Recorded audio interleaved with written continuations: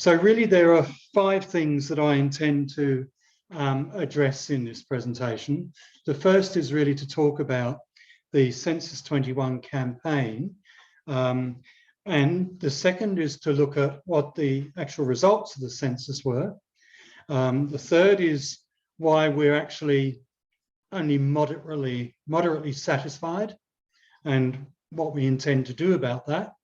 And the next is to talk about an ABS submission that we've made, and also to talk about, I guess, the action items in general that the group is going to continue on. The other thing I'd like to say is that I think it's fantastic. I mean, I'm really impressed with Humanist Victoria that it has such incredible talent within a relatively small organisation. And I think punches well above its weight in terms of the activities that it engages in and the spirit in which it does so. And I'd like to thank Humanist Victoria for encouraging me, supporting me, particularly through Rod and also Jenny, since Jenny became president, in the role that I played with the Census 21 group. The coalition, Jenny also mentioned that it's been a year of collaboration with many organisations over the past year. She mentioned a number. The one that she didn't mention is the one that I've been involved in, which is, of course, the Census 21 campaign. It's a collaboration, really, between a number of Australia's free-thinking organisations who contributed either money or time in getting the campaign off the ground. Probably in about March 2021 would be about the time when we started things off. All of those organisations, I suspect you are familiar with: Rational Society of Australia, Humanist Australia, Secular Lobby, etc. So it's a coalition of those groups. And the motivations, I think, of all of us in the group, with the possible exception of the atheists, is that we're not really anti-religion. We respect the right, really, for people to pursue their own beliefs, pursue their own faiths, and to hold their own views. We also acknowledge that probably there's a very large percentage of people who happen to be religious, who share many of the ideals that humanists would promote. And so we're not an anti-religion group. And I think we were trying to position ourselves as that. And our real focus in the purpose of the campaign was to focus really, I guess, around one word, and that's accuracy, first and foremost. We want the data to be accurate. We want it to be accurate because it's an evidence base for billions of dollars of public funds, which are allocated either as funding or as tax concessions. So the data does need to be accurate.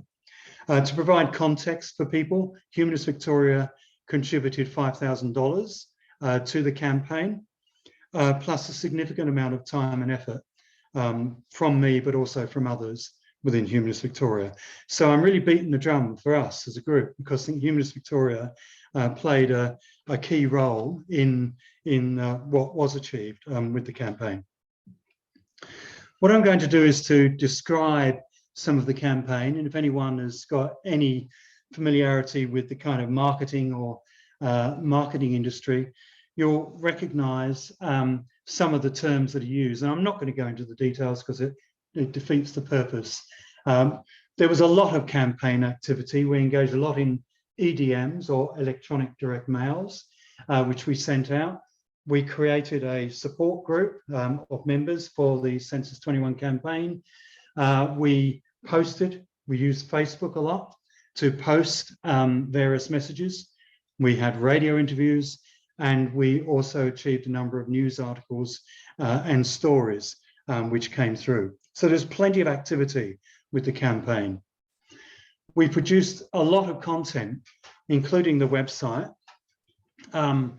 various videos, cartoons, share graphics, which you can see there, all produced from within the resources of the group. Inevitably, in any group, it's always a small number, as is the case with the Committee for Humanist Victoria. It was a relatively small number of highly productive people who really contributed, I think, to what was achieved. We also worked with, and we spent some of the money, and I don't think I'll be telling too many stories, the budget for this was around $50,000, $5,000 from Humanist Victoria, and various contributions from some of the other partners. We used a fair slab of that to engage an independent agency called the SHAPE Agency, so that we were employing the expertise of an organisation that knows how to run a campaign. And I want to pay tribute to them as being a key to the professional appearance of the campaign and the value for money that I think we got from it.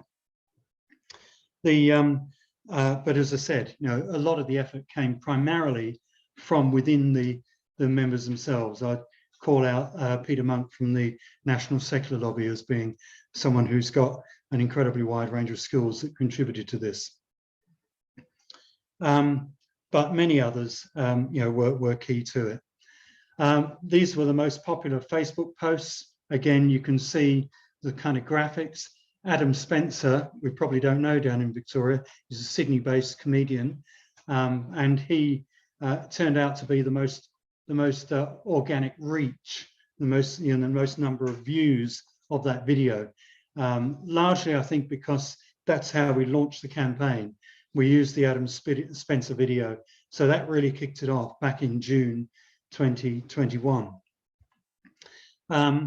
There's something called earned media, which, if you're not familiar with, briefly what it is where you create a bit of noise in the marketplace and newspapers, television, radio get wind of it. You send out press releases, and off the back of that, you end up with what we call earned media, where articles are written. It doesn't cost you anything, but because of the effort and the promotion and the press releases, you secure what's known as earned media. And we did pretty well with some of the things. We had a big article in The Age, Sydney Morning Herald. Heidi, Dr. Heidi Nicol, former CEO of Humanist Australia, succeeded in getting a couple of media spots on the radio, Late Night Live, I think, and also an opinion piece, which was published in The Age. So that sort of contributed significantly to the kind of reach and awareness that we were trying to raise. A number of radio interviews. Meredith Doig, the president of Rationalist Society, contributed a few radio bites. I did a couple, and Neil Francis, the author of a landmark report, Religiosity in Australia. If you want to know more and lots about religiosity in Australia, I can commend his report. You would need a fair bit of time to sit down and read it, I can assure you, but it is so thorough, so well done, and a really good basis for an evidence base, primarily of non-census based information about religiosity in Australia. So Neil is a person who I've been working with on and off over the past 18 months as well. Facebook advertising, these were the ads that had the highest reach. They seem to resonate this is with paid for advertising as well.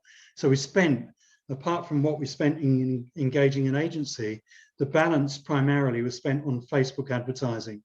And we feel that we got some good numbers. 5.9 million impressions. What that means is people using Facebook on their mobiles or their desktops will get an image up. You know, they are because they matched our profile audience.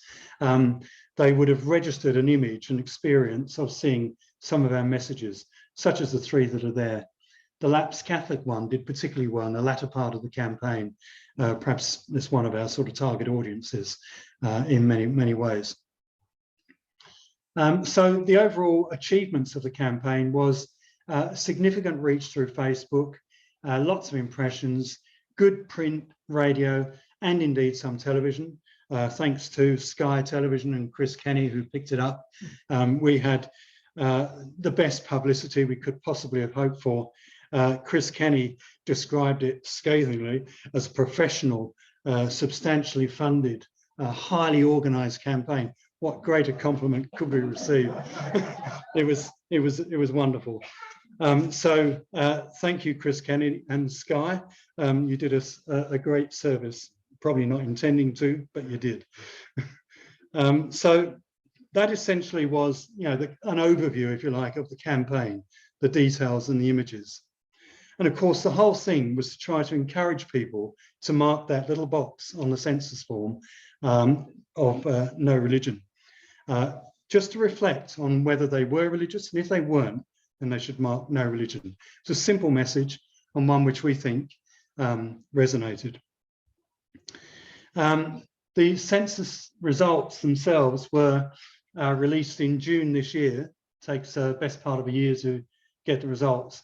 And somewhere in the region of just under 10 million people chose to mark their form with no religion.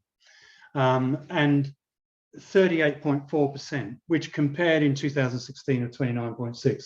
So we had a significant lift from 2016.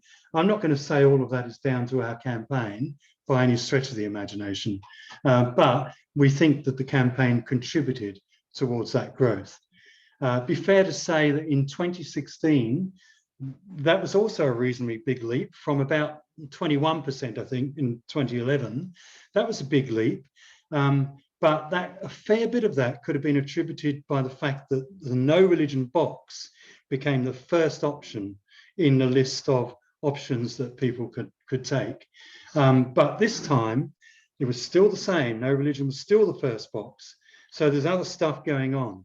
And you probably speculate that Scott Morrison might have done us a favour or two with his particular flavour of religion, the presence of the Religious Discrimination Bill and the controversy that created, and of course what Neil Francis calls the kiddie fiddlers in the Catholic Church over the last 15, 20 years, and indeed in other institutions as well, may well have contributed to that growth. So we can't claim all the credit by any means. There's a lot of external stuff which we have no control over that contributed. I'll just point out that there's sometimes a slight discrepancy between numbers. 38.4% specifically selected the no religion option. Then there's, for whatever reason, the ABS, and this is one of our points of contention with them and was reflected in the submission that we made. The ABS also lumps in secular or non-religious spiritual beliefs into the group. So you end up with 38.9. So sometimes you'll see slight variation in number. And I guess we use the number that we think suits our purpose. So 38.9 is pretty good, or rounded to around about 39%. The other interesting thing about this year's census was that, well, last year's census was that 6.9% were not stated. This is a voluntary question, the only voluntary question on the census. But 93.1% chose to answer the question. That would probably be the highest ever. I'm not sure I could back that up with a fact, but I would suggest it is. And in 2016 compares with 9.1. So we probably garnered some of the non-responses from 2016 and maybe converted them to no religion. One of our messages was, please participate, a bit like trying to promote people to vote rather than not participate in democracy. So, perhaps we picked up a couple of percent there, we don't know. The trend in figures is pretty stark, comparing here with Christianity and no religion.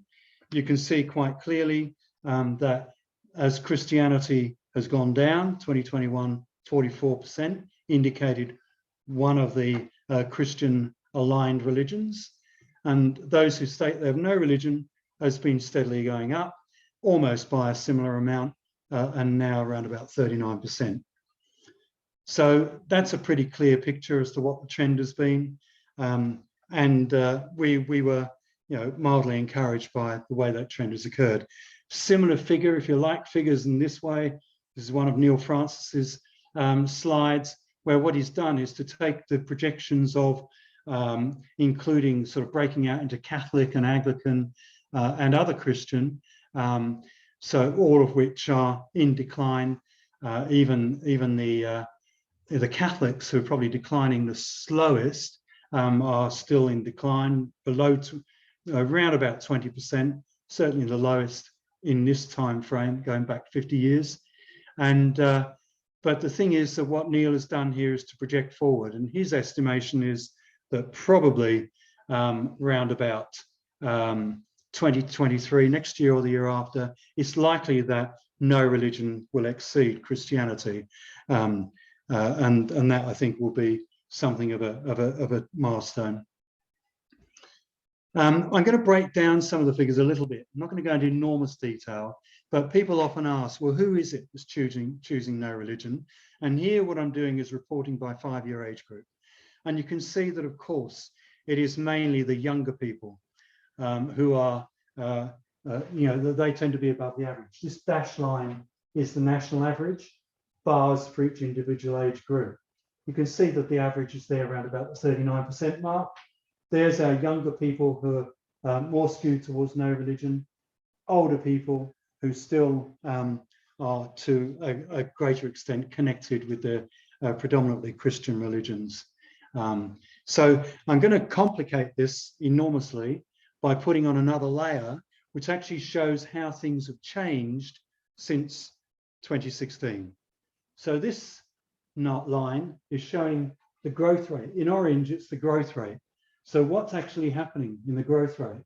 And if you have a look here, you see a slightly different picture, which I think is fascinating.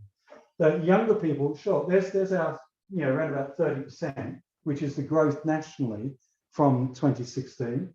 And then relative to that, you can see that our younger people are actually just about or just below the growth rate for the whole country.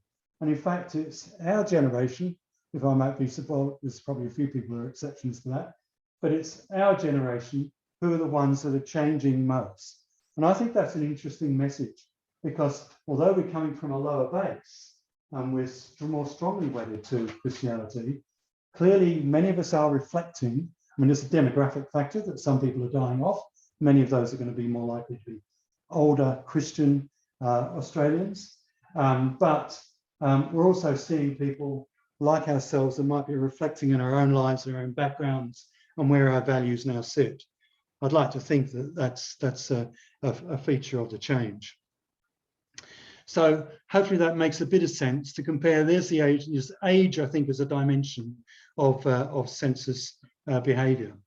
The other thing that I found interesting as well when I started looking at some of the data was the difference between city and country, particularly and state by state. The winning states, often the case, Tasmania, South Australia, ACT are the ones that sort of are the ones that are peaking up there. WA, surprisingly, doing very well. And they're again on the right-hand side as an average of 38.9 for the whole of Australia. But I found it interesting just to see the differences between city and country. So, here in Victoria, we're averaging round about, well, it's somewhere between those two figures. But country areas, 45.3% chose no religion, city 37.3%. Similar pattern in Sydney as well. Also reflected to a lesser extent in South Australia. The figures are a bit higher there, and also in Tasmania. Actually, less so Tasmania. It's pretty well balanced, city and country. But the the fascinating thing for me is that and I guess what it reflects is migrant communities and recent migrant communities concentrating in the cities, and therefore depressing somewhat the no religion vote in the city areas. If you'd have mapped that, you'd probably see the eastern suburbs would be much more strongly non-religious compared with the western suburbs and the northern suburbs in Melbourne in particular. So I think interesting patterns by age and interesting patterns by city and country. So the results are, I think, when you drill down into them, do give some interesting messages. And well, were we pleased with the results? Well, yeah, but no, but. The growth was, I think, encouraging to an extent, but it still remains an understatement of reality. And we know that because of the work that Neil Francis has been doing on a number of different studies, but in particular the Australian electoral study, which happens after every election. And there's a robust sample of analysis, which always shows, or has shown in the last few years, but in 2019, well over 40% would be not religious in the Australian electoral study, and in the Australian values study, it's well over 50%. So again, and these are robust, surveys that are weighted and corrected for the respondent demographics, etc. Well-respected academic surveys, solid as a rock, and they clearly exceed what our 39% is in the census. And I suspect those figures might be even higher in line with the growth that we've seen as well. And why is that? Well, we believe the question is flawed. We also think that classification, which is how they report different religions, is cumbersome and confused. It's not helpful. And underlying the whole question is this idea of religious affiliation, which I believe is a weak concept. It's not meaningful or immediately apparent to individuals what is directly meant by affiliation. And as you'll see, I've got some reasons as to back up why I support those three statements. And the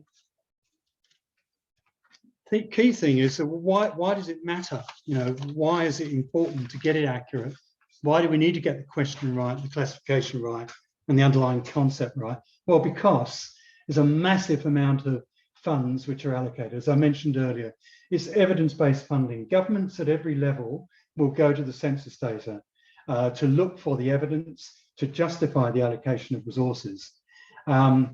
Policy is formed by what the census tells them, in particular about religion, and voice and influence.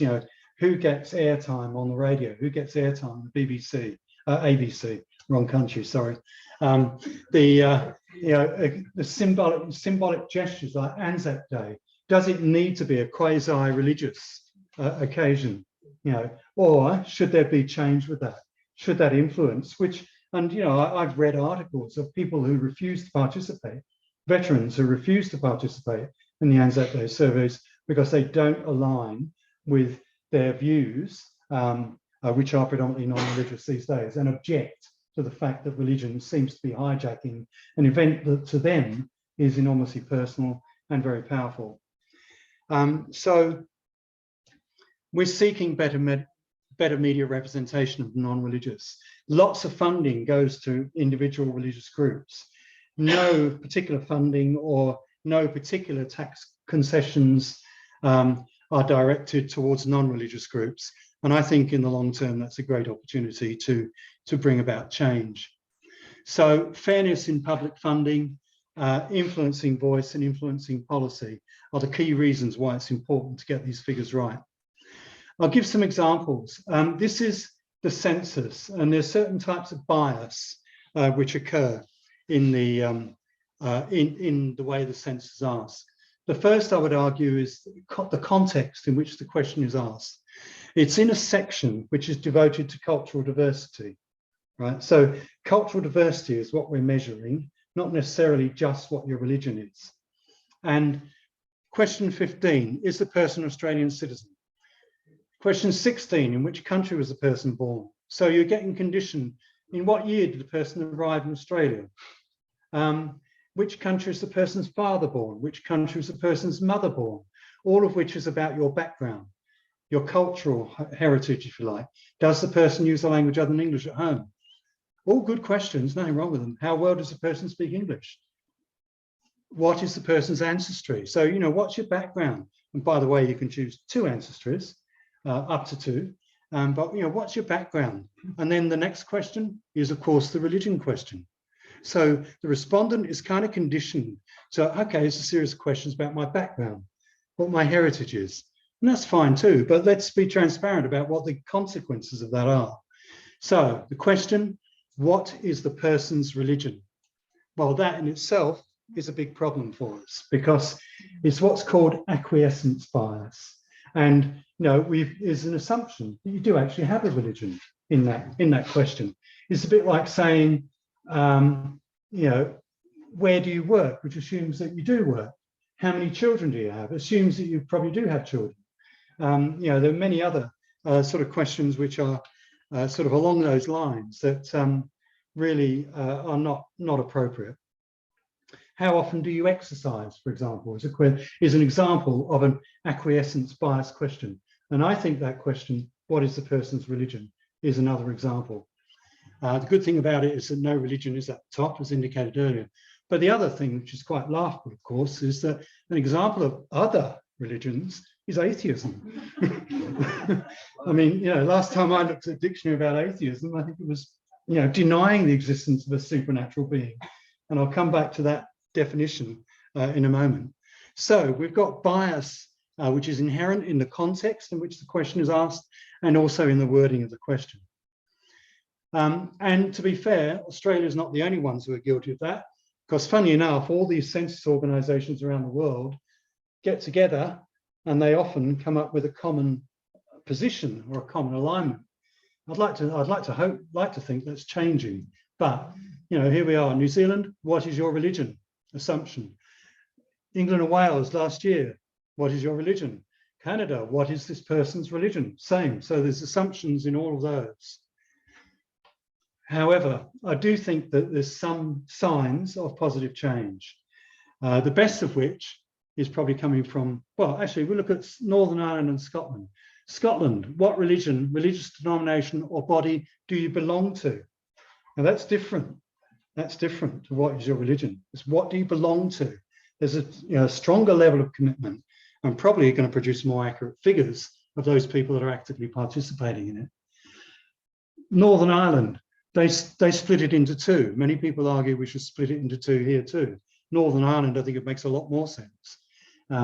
But what religion, religious denomination or body do you belong to? Similar to the Scottish question. And a second question, what religion, religious denomination were you brought up in? Very different. So you're encouraged to think about the difference between the two. What are you now? What were you when you were brought up?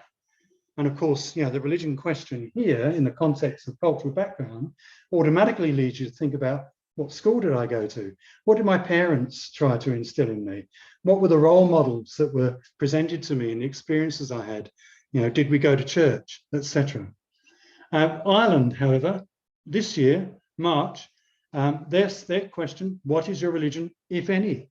I mean, the minimal change that's required really in the Australian question, absolute minimum change, is to add if any at the end of the question. We think it should be more than that, but that is the absolute minimum that would be appropriate.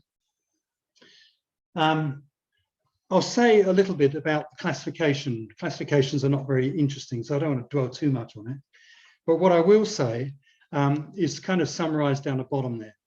At the most detailed level in the religious classification, the Australian Standard Classification of Religious Groups, as it's probably called, ASCRG, there are 150 detailed categories.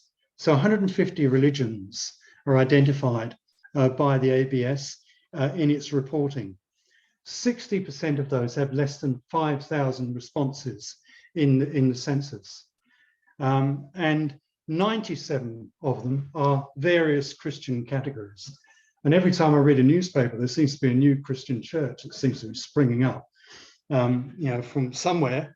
And they are entitled to all the benefits of being a religious organization. So it's challenging.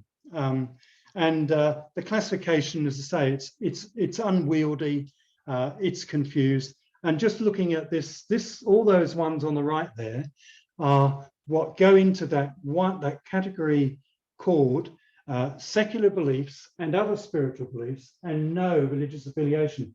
Apart from being a complete mouthful, I mean, it's absurd because no religion, which is clearly the largest single group in the census response, is no religion. And it gets lost in with other spiritual beliefs and secular beliefs. I mean, I think it's 98% of this are people that have chosen specifically no religious affiliation. So, it is a huge difference. You can see all the list of things there, including atheism. Again, so although it's apparently a religion, here it's not. It's a secular belief. And then you can ask the question, well, this is a point that Peter Monk, who's the president of National Secular Lobby, makes.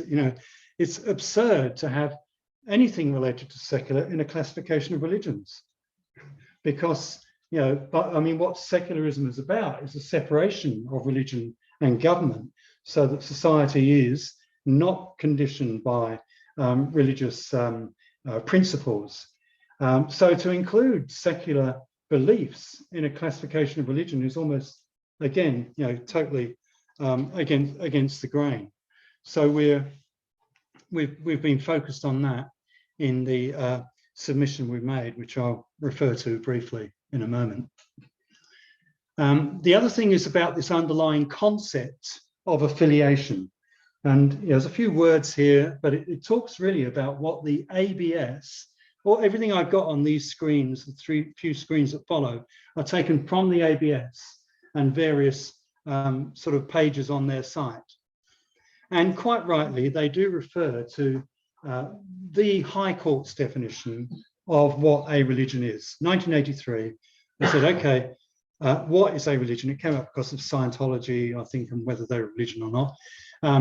The criteria for religion are twofold: belief in a supernatural being, thing or principle, so supernatural, keyword, and the acceptance of the canons of conduct, which give effect to that belief. You know, that's what a religion is. It's, in my view, I think, quite clear that's what a religion is. So why are all these other things in there? We'll come to in a moment again. So the ABS on its site also refers to what it calls a nominal definition: the religious or spiritual beliefs and practices to which a person adheres, or the religious group to which a person belongs. So that's, you know, pretty clear cut, no problem with that, happy with that.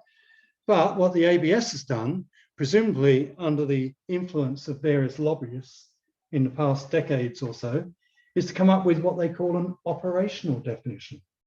So they're making up their own definition.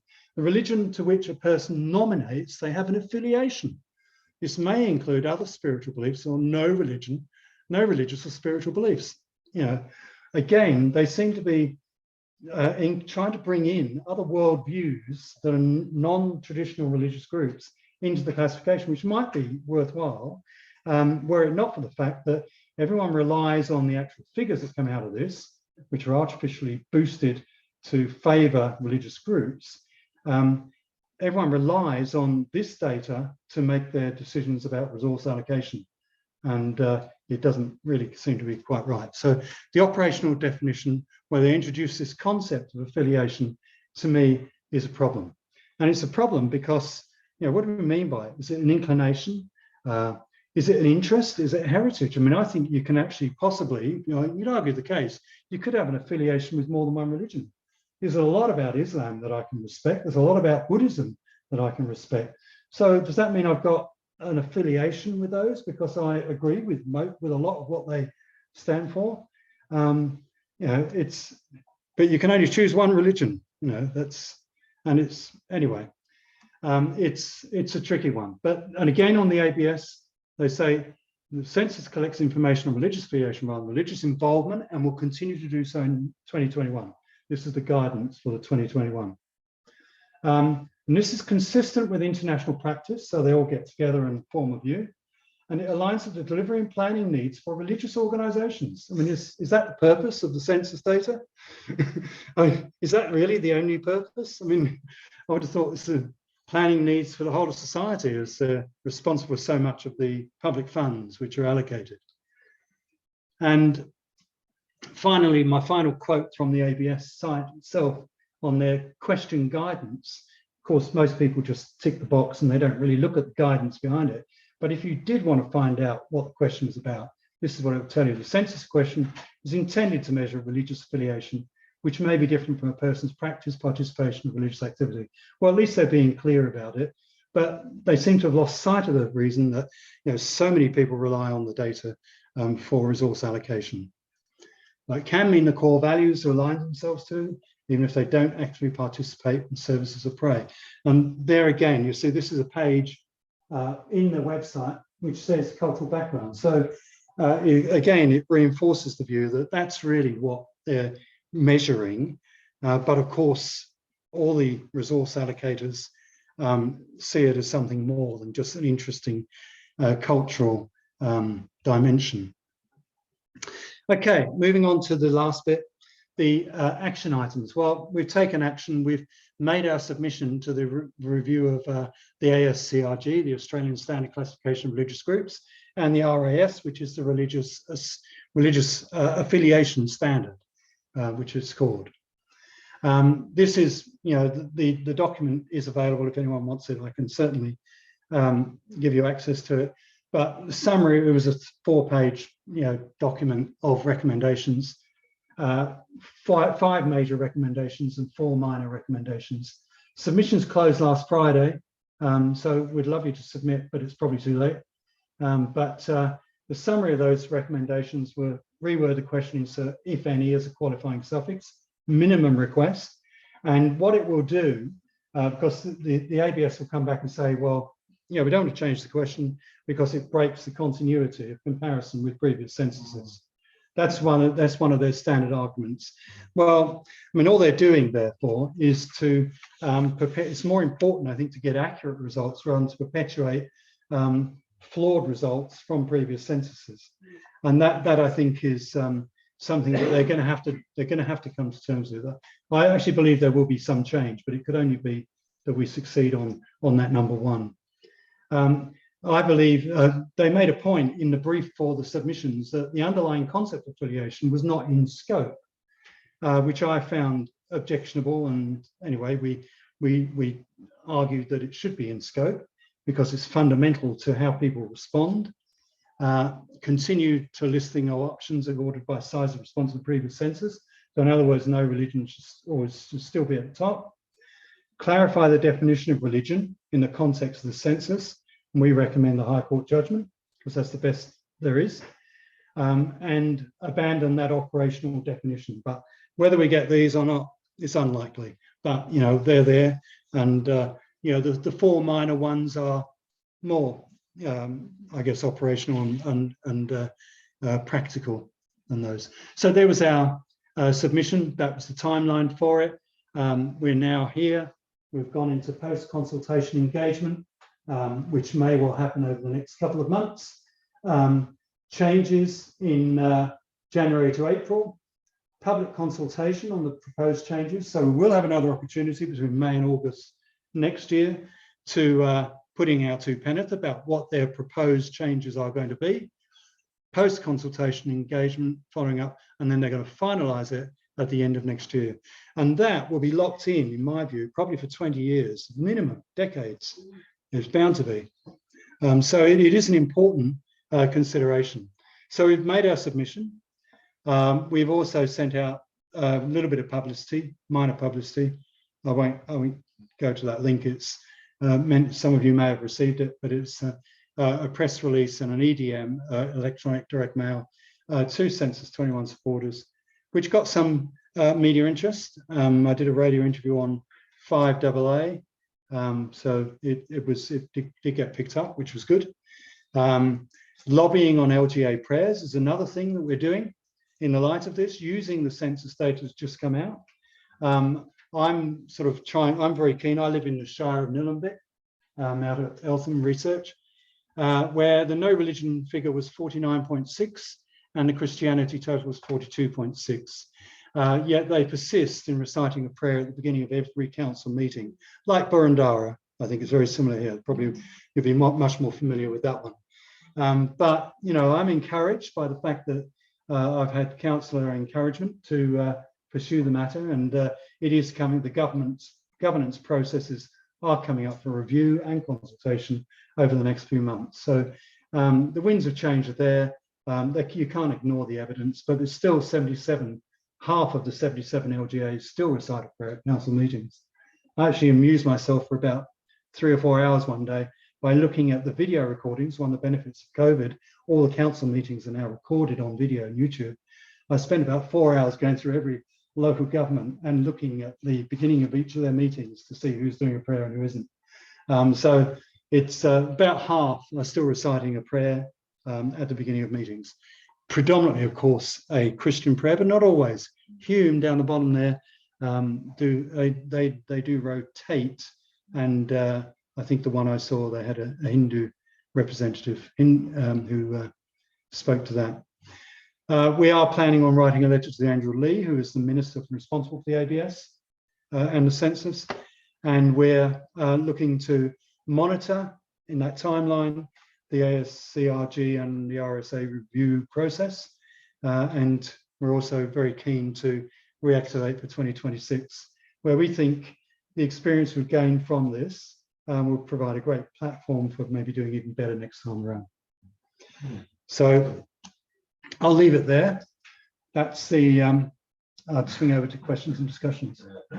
Thank you for that presentation. First of all, that was fantastic. I just wondered if you guys had ever considered using language similar to what was used in that Dianata survey from, I think it was 2018 that Miss Victoria put forward. We asked the question, do you identify as religious? And when you ask the question that way, 47% of the public says yes, and 47% say no. But you could ask that question, and then if so, which religion? And you get a series of boxes.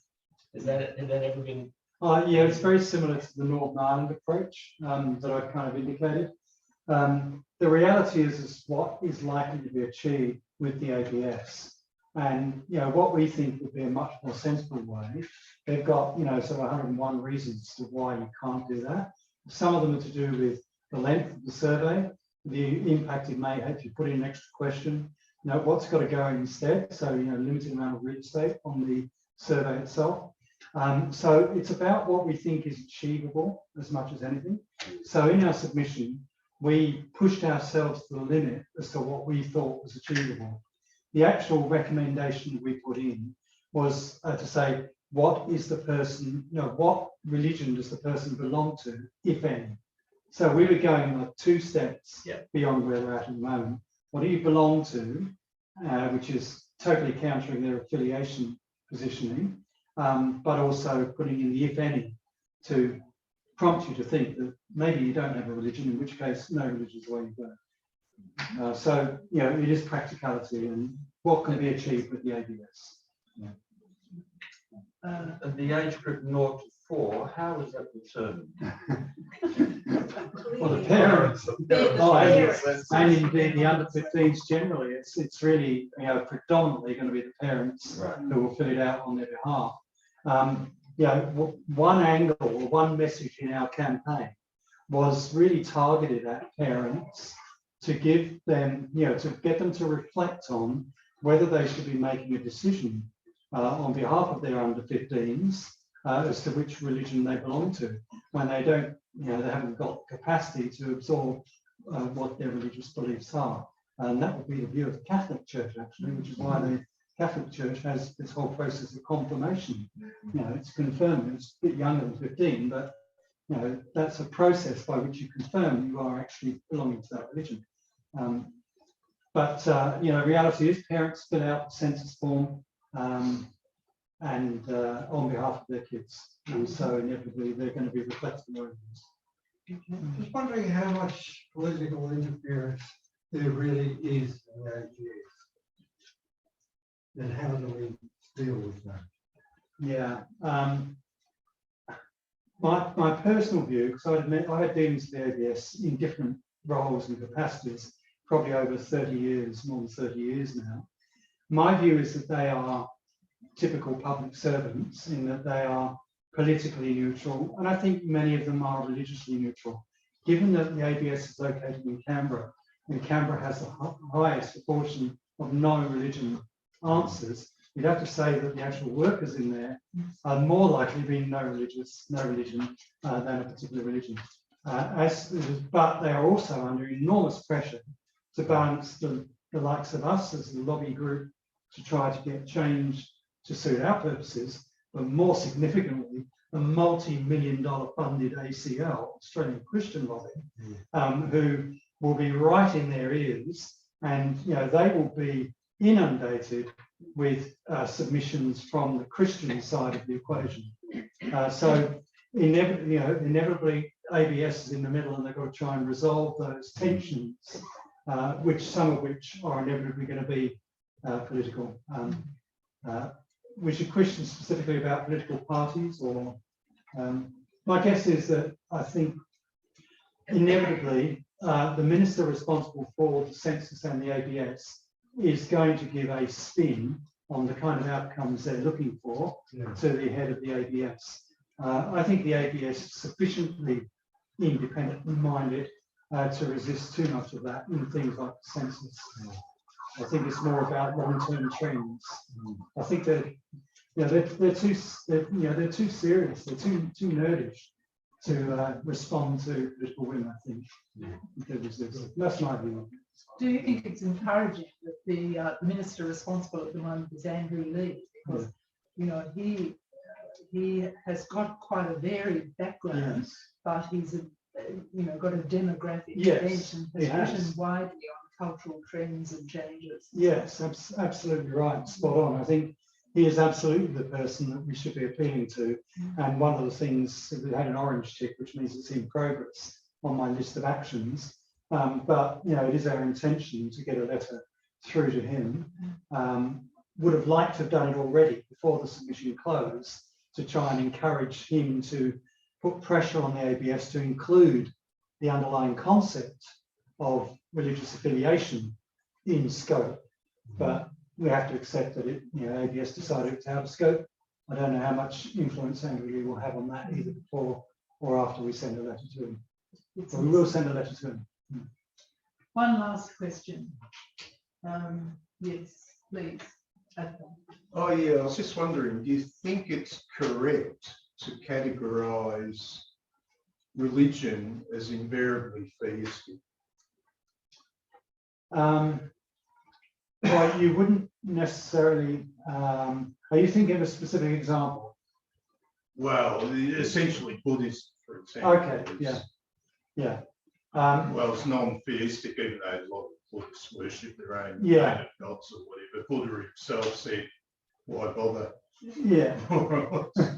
Yeah. Whether they exist or not, I don't care. There are, if you like, canons of conduct, and so I guess that they do. The Buddhists, I believe, would fall in line with that particular part of the definition that the High Court came up with. There's a supernatural principle or thing with Buddhism, the Yes. cycle of rebirth. Yes. Yes. Supernatural. That's not theism. No, it's not specifically theism, but it So is. there is a problem there in definitions, isn't there? Yeah, the High Court one though is good because it does focus on that Yeah. principle thing or being. So that definition is more than just theism. That's for sure. Yeah. Can I just say something? Yes. Please. Well, I've got a very complicated background. Under the age of 10, I was a communist under Marshal Tito. That was on my mother's side. On my grandmother's side, she took me to church every Sunday. Right. Then we come to Australia, and Father took me to St. Paul's Cathedral to a Croatian mass. But my mother said, go anywhere. You can even go to church if you want. Just get out of the house so I can clean it. So I believe there is something in all the religions, in all the philosophy. There's something good in all of them. Yes. Yes. Yes. I would. Debating. I would absolutely agree with that. I think there's certainly something good in all of them. It's the only thing I think we part company with as humanists is to what extent that encompasses the supernatural. So thank you. I think we'll draw it to a close there. I mean, I think the point we really want to make is how the information is used, and so therefore the importance of getting as accurate as possible data, because it does make a difference in terms of the funding for projects and the policy decisions that are made. I mean, we have to acknowledge that we live in a culture that has been informed by religious tradition and so on, but we need to try and tease out these various layers. And I think that's what you've done wonderfully tonight, Mike. It's such a sort of dense soup of information, and I I very much appreciate the clarity that you brought to it. So thank you. And if you would all like to join together in